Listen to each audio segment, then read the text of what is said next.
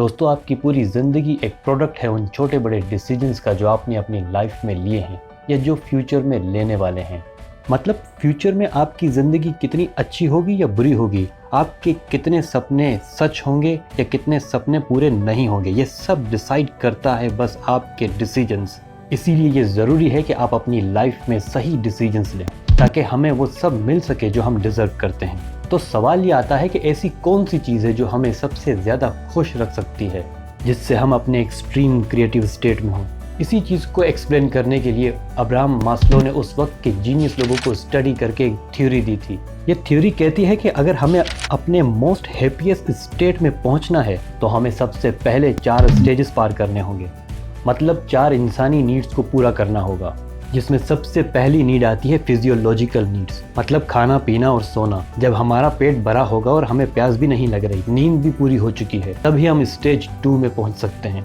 Stage 2 है safety. हम खुद को सेफ फील करवाने के लिए पैसे अर्न करते हैं, घर बनाते हैं, नए रिश्ते बनाते हैं ताकि इमोशनली और फिजिकली खुद को सेफ फील करवा सकें। और जिस वक्त हम फिजिकली सेटिस्फाई हैं और सेफ फील कर रहे हैं, सिर्फ तभी हम स्टेज 3 में जा सकते हैं। और स्टेज 3 है लव एंड बिलोंगिंग्स। और इस स्टेज में हमें दोस्त चाहिए, फैमिली चाहिए। हम अपने आप को सोसाइटी में एक्सेप्ट करवाना चाहते हैं, और अगर हमें सोसाइटी एक्सेप्ट नहीं करती तो हम अपनी इस नीड को सेटिस्फाई करने के लिए एक क्रिमिनल तक बन सकते हैं। और ये नीड तभी सेटिस्फाई होगी जब हमारी पिछली 2 नीड सेटिस्फाई हैं। इमेजिन करें आप बहुत भूखे हैं और आप जैसे ही घर आते हैं तो आप सबसे पहले अपनी पहली स्टेज 1 की नीड को पूरा करेंगे। जब आपका पेट भरा होगा और आपको प्यास भी नहीं लग रही, उसके बाद ही आप अपनी फैमिली और फ्रेंड से बातें करेंगे। जब आपकी ये तीनों नीड्स पूरी हो जाती हैं, तब आता है चौथा स्टेज। यह है स्टेज ऑफ सिग्निफिकेंस। इस स्टेज में आपको इम्पोर्टेंस चाहिए, दोस्तों से और रिश्तेदारों से रिस्पेक्ट चाहिए। आप उनको दिखाना चाहते हो कि आप उनसे थोड़े अलग हो। अपनी इस नीड को सेटिस्फाई करने के लिए एक पैसे वाला आदमी महंगी गाड़ी खरीद लेगा, एक एक्सपेंसिव घड़ी खरीद लेगा, बड़ा घर खरीद लेगा। जिसके पास दिमाग है वो एक किताब लिख देगा, कोई न्यू डिस्कवरी कर लेगा। इसी नीड को पूरा करने के लिए नील आर्मस्ट्रॉन्ग मून तक चलेगा।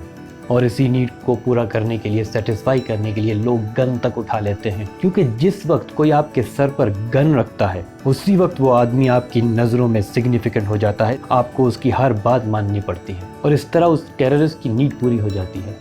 जब आपकी चारों नीड्स पूरी हो जाती हैं, तभी आप पहुंचते हो अपने 5th स्टेज में, जो कि है सेल्फ एक्चुअलाइजेशन। ये वो लास्ट स्टेज है जहां पर इंसान रिलैक्स रहता है, सबसे ज़्यादा खुश रहता है और अपने एक्सट्रीम क्रिएटिव स्टेज में रहने लगता है, क्योंकि उस वक्त ये इंसान वो काम कर रहा है जिसके लिए वो पैदा हुआ है। एक म्यूजिशियन अपना म्यूजिक बना रहा है, एक सॉफ्टवेयर इंजीनियर कोई सॉफ्टवेयर, कोई वेबसाइट बना रहा है, कोई एप्लीकेशन बना रहा है, एक साइंटिस्ट कोई डिस्कवरी कर रहा है। अब सवाल ये आता है, अगर इस स्टेज पर पहुंचने के बाद भी आप किसी और चीज को कर रहे हो तो आप अंदर से अपने आप को शैलो पाओगे, खोखलापन महसूस करोगे। इस चीज को समझने के लिए हमारे पास सबसे बेहतरीन मिसाल है गूगल। वो अपने एम्प्लॉय की चारों नीड्स को सेटिस्फाई करता है। स्टेज 1 की नीड को पूरा करने के लिए वो अपने कैंपस में ही अपने एम्प्लॉय को खाना देता है, वो उनको सेफ फील करवाने के लिए हाई सैलरी पे करता है, घर देता है, कार देता है, बच्चों की तालीम का खर्च उठाता है। स्टेज 3 की नीड्स को सेटिस्फाई करने के लिए वो इनके लिए ग्रुप्स में रिक्रिएशनल एक्टिविटी ऑर्गेनाइज करता है। गूगल इतना बड़ा ब्रांड बन चुका है कि उनके एम्प्लॉय की सिग्निफिकेंट की इंपॉर्टेंस वाली जो नीड है वो हमेशा सेटिस्फाई रहती है, जिसकी वजह से वो अपना मैक्सिमम टाइम स्टेज 5 में गुजारते हैं, जो कि उनका एक्सट्रीम क्रिएटिव स्टेज होता है, जहां पर रहकर वो अपना बेस्ट काम करते हैं। यही वजह है कि गूगल नंबर 1 वेबसाइट है। दोस्तों, अगर हम एक हाईली कंसंट्रेशन स्टेज अचीव करना चाहते हैं तो हमें अपने आप को अपनी एबिलिटी से थोड़ा ज़्यादा चैलेंज देना पड़ेगा, और ये तब ही मुमकिन है जब हम उस काम को कर रहे हों जिससे हमें बहुत ज़्यादा प्यार हो। दोस्तों, आफ्ताब अहमद को इजाज़त दीजिए। वीडियो पसंद आए तो इसे शेयर ज़रूर कीजिएगा। Thanks for the watching.